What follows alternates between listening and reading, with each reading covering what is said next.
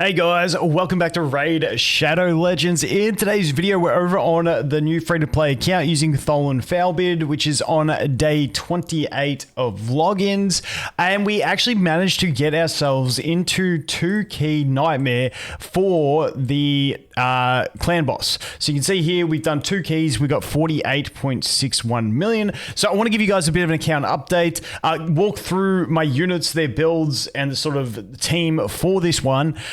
Which is all free champions, and then also talk about how I plan to enter into Ultra Nightmare. So I want to go through that in this one. So first of all, like I said, these are all free champions. If we take a look, the download link that I have in the description of this video will be the one that gets you Tagoar, Lightsworn, Deacon, and also Mausoleum Mage.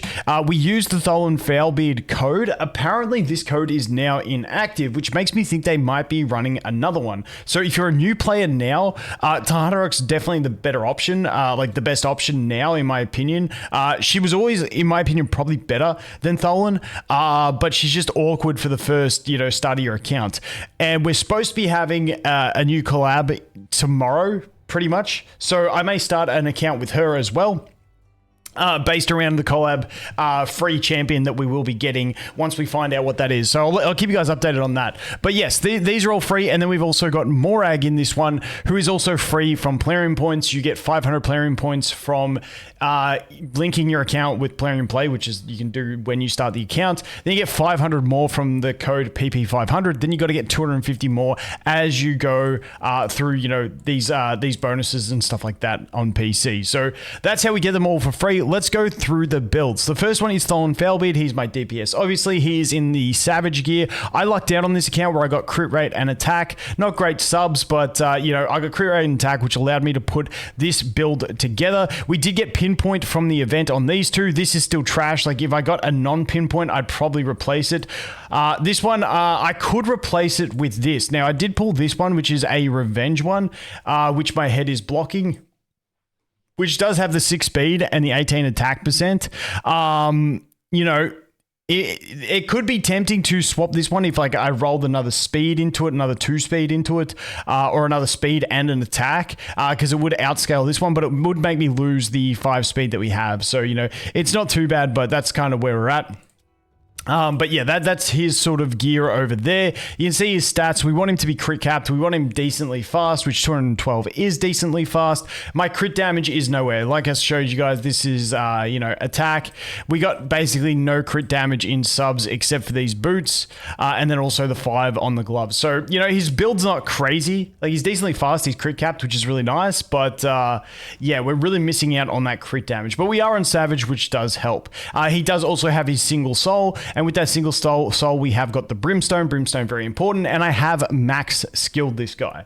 And then his masteries, obviously, we got the War Master. Now, the big thing that changed on my account, which allowed me to do this, is that I did get my War Master on all of my champions. Now, I was actually going to put him on Giant Slayer, but I accidentally just went down the left here and collected this one first, which meant I couldn't get across to Giant Slayer. I had to go the angle. So he just ended up on War Master. It's not the end of the world. It's not going to make a massive difference to my damage, but yeah, that's what happened with Lightsworn. I put my Tagoar on a damage build, and then also we've got the Morag on the damage build as well with the War Master. So my Deacon, if you guys have been watching this account, we got super lucky with the quad roll speed on this piece. We got 3 speed on this piece, 3 speed rolls on this piece. He's still on flat HP, flat defense. Not crazy, but still decently tanky enough. When we look at his stats, 47k HP, 2k defense. It's not horrid. He is decently fast at the 239. His accuracy is at 220. Now, accuracy is going to be one of the big things when we look to Ultra Nightmare, but that is his build. As we move into Lightsworn, now Lightsworn is our attack breaker, and you can see we have not skilled this thing up to get the cooldown reduction. Once I get the cooldown reduction, my team will be even better, because it's often that I wipe on an AoE when the attack decrease has fallen off, because I don't have 100% uptime. You need 100% uptime for this, and that's why, I could be doing better runs, but I've just got to wait and get those epic books. It is what it is. It's where we're at. So that is him. He's at 221 accuracy, plus 122 speed, decently. If I could get accuracy, same with Deacon, I just can't get I just can't get accuracy here. So I've got nothing for accuracy. So unfortunately, it is what it is. And that's why we are kind of lacking in that department. Once again, a couple of the pinpoint pieces really helped from that event. Then we've got Tagoar. Once again, Tagoar, all we care about is getting him chunky and getting him fast. So he's on his 53k HP. He's on his 242 speed. Pretty much all there is to it. That's all we're looking at. If you're wondering why I don't have an amulet, I just don't have an amulet. So I have not farmed anything. I have not farmed spiders. I have not farmed dragons, anything like that. These are all just pieces I've gotten through progression. And then finally, we have the Morag.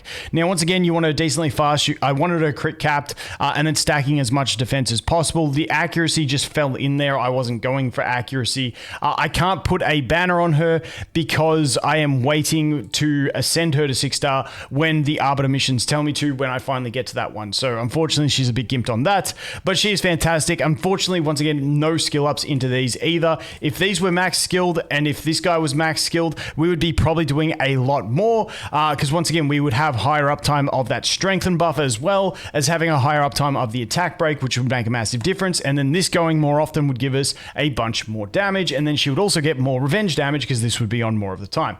It is what it is, but that is the current builds of everyone in the team. Now, as I look to Ultra Nightmare, two key things that I need to do. Let me move this back. Two things, key things that I need to do, because I did try Ultra Nightmare. If we go over here and we go to the Clan Boss Demon Lord, and we go to Ultra Nightmare, you can see I got 21.7 million. In two keys. Now, the first key was 12 million on Void Affinity.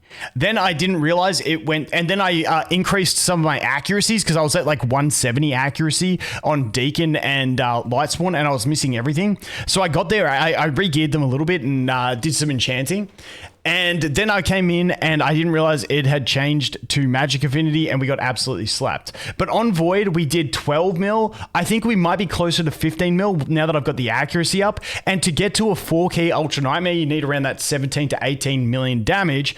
I think on Void, once I get those skill ups done, will be the big change that allows me to do it. Now, the other thing is I still need to get a bit more accuracy to reliably land these. I believe it's around 250, 270-ish. I can't remember off the top of my head what it is for Ultra Nightmare, but I just know 220 is too low to reliably land the debuffs that I need to do. And obviously Leech is one that I absolutely need because it's a great form of healing when you have War Master and everything. Attack Break is a no-brainer that I absolutely must have as well. So those two I do need to improve. I need to get skill ups into him, ideally like a must-have for this skill too. And then anything into Morag is going to be icing on the cake for more damage, more survivability as well. So all those skill ups plus increasing accuracy on these two, I think will really help me. The other thing that will help as well is if I can get some more souls for more of my champions. So unfortunately, we just ain't seeing the souls that we want to see over here. We did manage, luckily, to pick up our Tholen. And then we also did manage to get the Deacon to 1. Another thing that would really drastically improve this would be even getting higher souls over here on the Tholen, because having more souls gives you a higher chance to land the smite, which means you're just getting more regular damage. Because I felt like when I was watching my runs, the smite was not proccing anywhere near enough compared to my other account, which has a 5-soul Supreme Gallic.